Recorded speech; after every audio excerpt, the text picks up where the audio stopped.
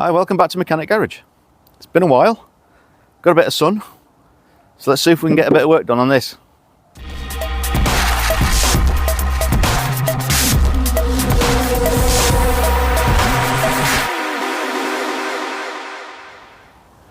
Firstly, before we get started, I want to say thank you to everybody for the comments and support after the last video, where I had a bit of a lapse of everything, and I just gave up with spannering. It's been a month now, barring a couple of sort of faffing about on a weekend, just looking at things, but the weather's been rubbish. I've had a bit of time off, just to try and get back into it, because there was no point in trying to keep doing it the way I was. So thanks again, it means a lot, and hopefully now we can make a bit of progress while the sun's out and before it starts raining again. This has been off the road too long. It's working it out in January, so just over a month and a bit. 5th of January I got this. Will have had it 5 years. When I first built it, it was basically put it back on the road in a completely standard. And it got MOT'd and I drove it. And then through that winter, I had a couple of beers, chatting to mates, decided to sell the other couple of cars I had and then put the money into this to make it quicker, which I did.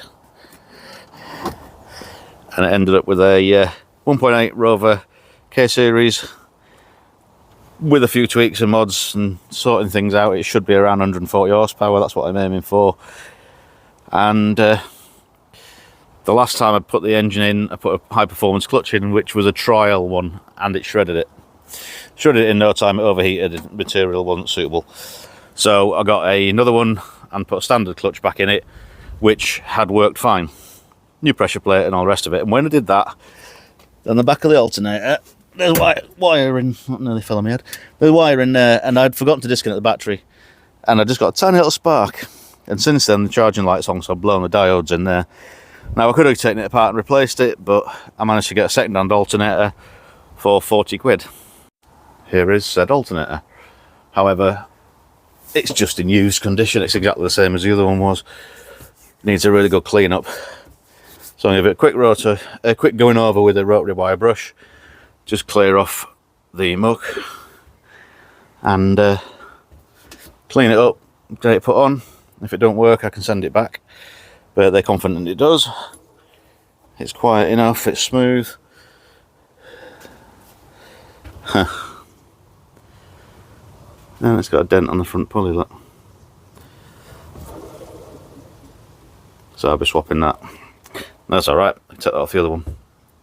Gloves on, got my glasses on, and all it is just a wire brush and drill, and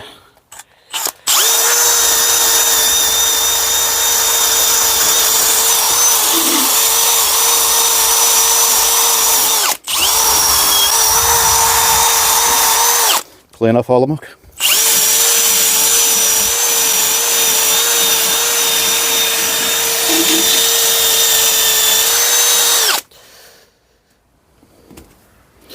The line there, I think it's just a casting line, not a crack, but we'll find out.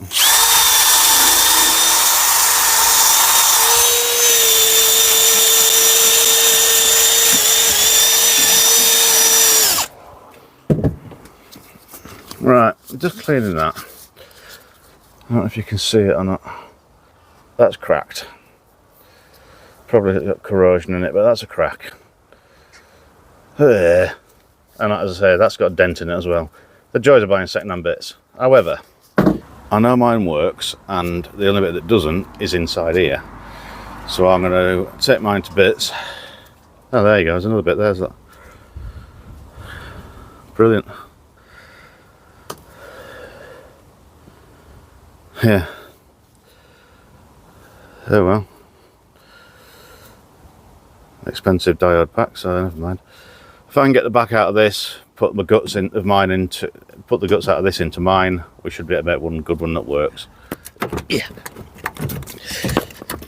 Get out.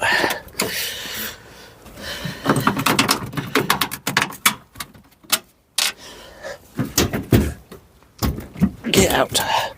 Well, you're never that tight. Don't know why that wouldn't come out. They normally just drop out. Rear panel's got the wiring on. I modified that so that I can take that on and off easy. I need to remember what size of spanner there.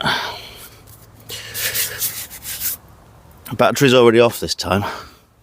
15, 17. Let's get this alternator off, and I can excuse me, swap things around to make one good one out of the two. Now, this is what happened last time. I disconnected this and flashed it, and a little tiny spark, but it was enough. Yeah, get up. The internals will be the same. I can make one good one. It's frustrating, but then I can send it back and buy another one, and it's like, well, this one don't work. I might just test it. Actually, I might fit it, check it works before I mess about, and then swap the guts over.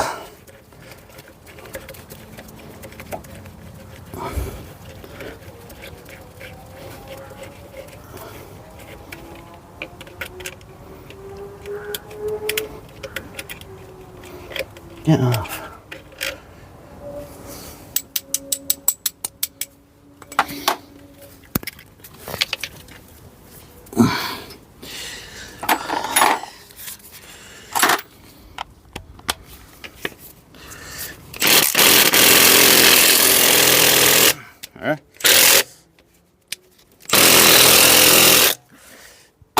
Did that a bit tighter than I thought.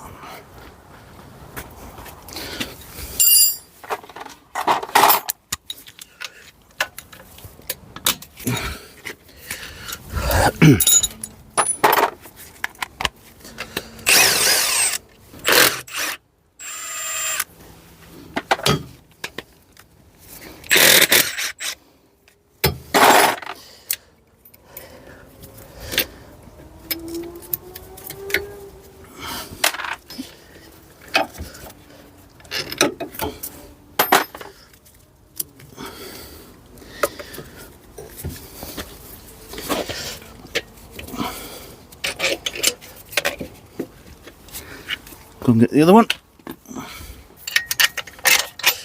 And all we'll do with this, just make sure it works. It'll take 5 minutes to do the job.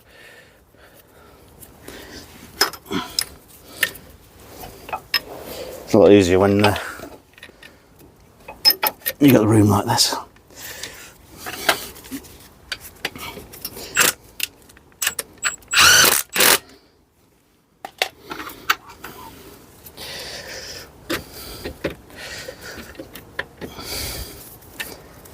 Then I put that behind that.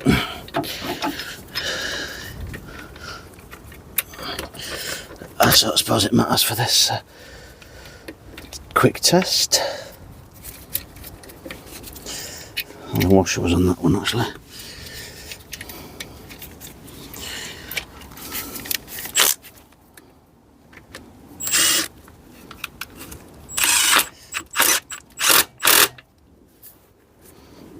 That's tight enough.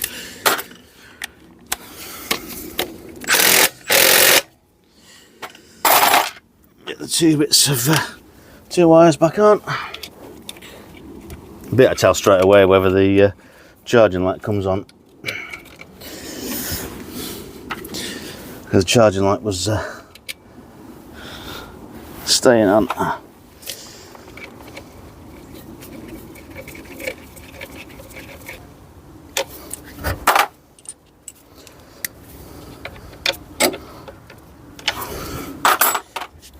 I got the battery back in, and the static voltage as it is now 12.85, because it's just been charged because it had gone flat. So let's go and have a look.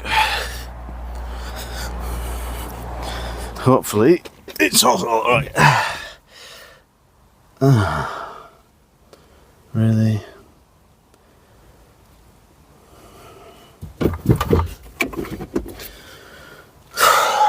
That was on before, so I've turned the key on. Does it go out? Yeah.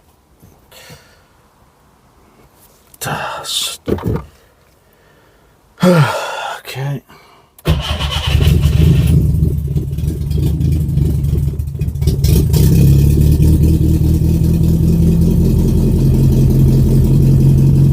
Alright, staying out, which I expect. See if it's charging. I doubt it. That's a bit noisy with no exhaust on it.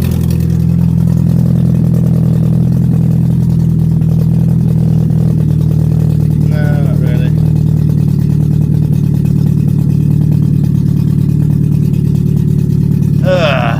Well, that's another one that ain't working then. This is what I mean. You try and fix stuff and it don't let you.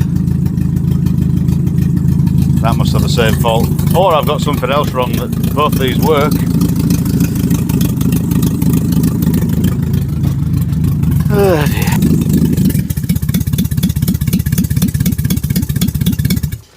I need to sort this wiring out as well. That was my other job. Crank sensor wiring. Because it's the plug broke off. You can't see it. There you go. The plug pins came out. I've got a new plug and everything. I've got the stuff to do it. Annoying.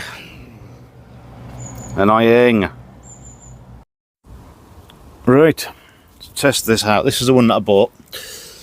And on the back of it, you got two pins. One's the main battery one goes to the battery light on this version. And then your two wires are disconnected, so there's no power, no nothing. The battery is disconnected. Let's just stick you in there. And what we're looking for is one-way flow of power. Now I'm suspecting this is going to be faulty. I've just checked mine, see if the reading's on this. Positive goes onto the earth of the body, which is a bit of a backwards thing to do, but that, and then this one goes on diode setting on your multimeter. Hang on. There you go. Excuse me. And then negative goes to the positive, and that will test one-way flow, which we've got a reading there of. Keeps flashing up to 1.8, which is not point. I'm going to swap it round and they should. There you go. We're getting the reading both ways, which says to me the diodes, or at least one diode in here, is knackered. Because you're getting well, the reading both ways. It should just say open circuit like that. Let's go and check the other one. This is my original one. I've just took the back cover off just so it's easier to see what's what. Right, this part here is your voltage regulator and your brushes there that run on the inside. They connect that to the inside. That's your diode pack, as far as I know. Don't do much with alternators, to be honest. They don't normally have any issues. So, start and do the same again. In positive on the body, and then that's your main terminal. Swap it round, and it's getting continuity straight through, so that's definitely had it. You're getting more or less the same reading both ways.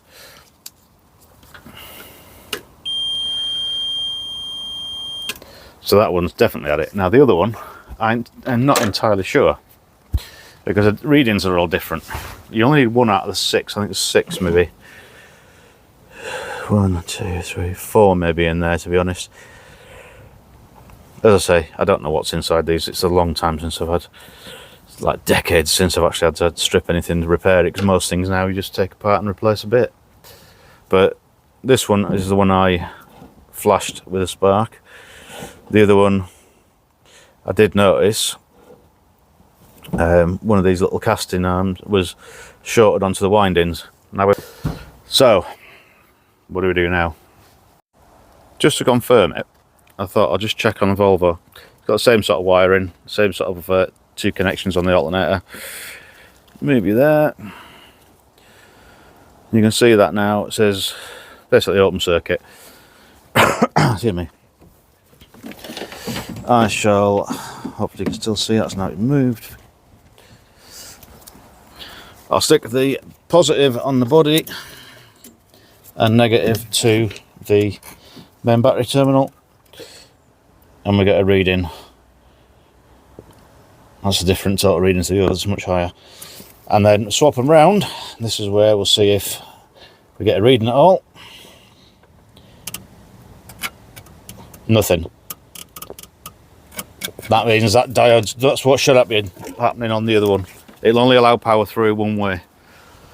So that's confirmed what I thought. And yeah, definitely need a new alternator. You can get the diode packs separately, crimping and soldering and stuff. It's just not worth the aggro. But annoying that mine was gone and the replacement was gone in the same way.